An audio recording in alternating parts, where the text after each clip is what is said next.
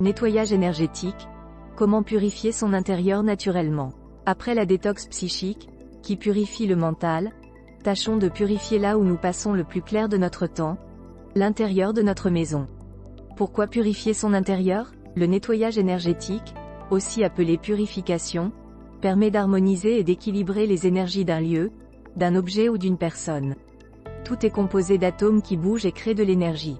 Cette énergie peut se trouver polluée par les êtres qui sont passés, ou qui ont touché ou par des incidents qui se sont déroulés dans les lieux ou en contact avec certains objets ou personnes. Lorsqu'une pièce est polluée par une énergie négative, cette énergie se transmet ensuite aux personnes qui y vivent et peut donc impacter négativement leur quotidien et peut être à l'origine de nombreux maux personnels, professionnels, psychiques ou même financiers.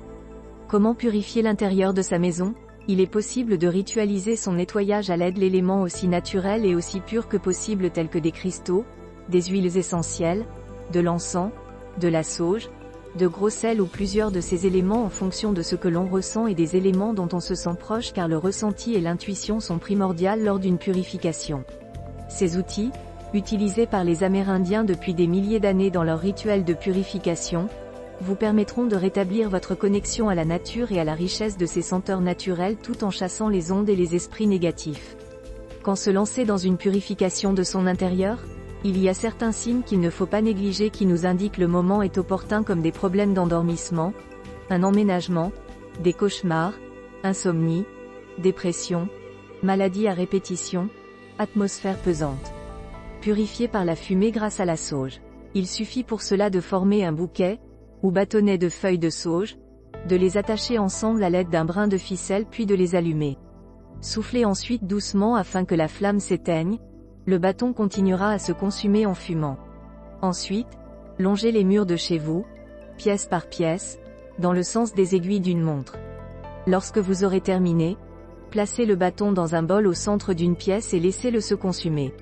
Vous pourrez ensuite bien aérer votre intérieur pour laisser la fumée partir avec les ondes négatives. La fumée de sauge chasse les mauvaises énergies et attire clarté, sagesse et intuition. La purification par absorption grâce au sel. Pour purifier votre intérieur avec du gros sel, il suffit de disposer des petits bols avec du gros sel et un peu d'eau dans chaque coin de la pièce à purifier. Au bout de 3 jours, jetez le contenu de ces ramequins.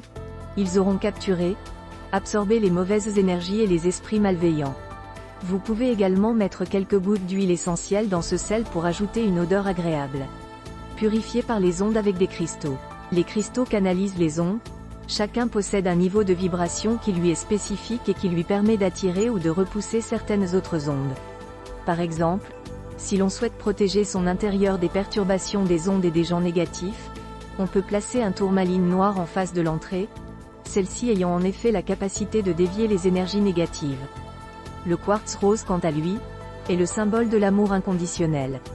Il permet de rendre la maison plus sereine et apaisera les relations familiales difficiles grâce à ses ondes positives douces.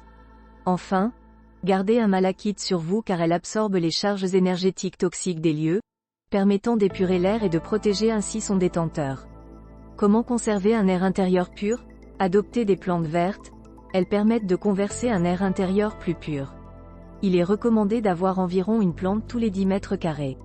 Elles permettent de réguler l'humidité ambiante, d'absorber les composés toxiques de l'air, de libérer de l'oxygène, et même parfois d'absorber les ondes provenant de vos composants électroniques.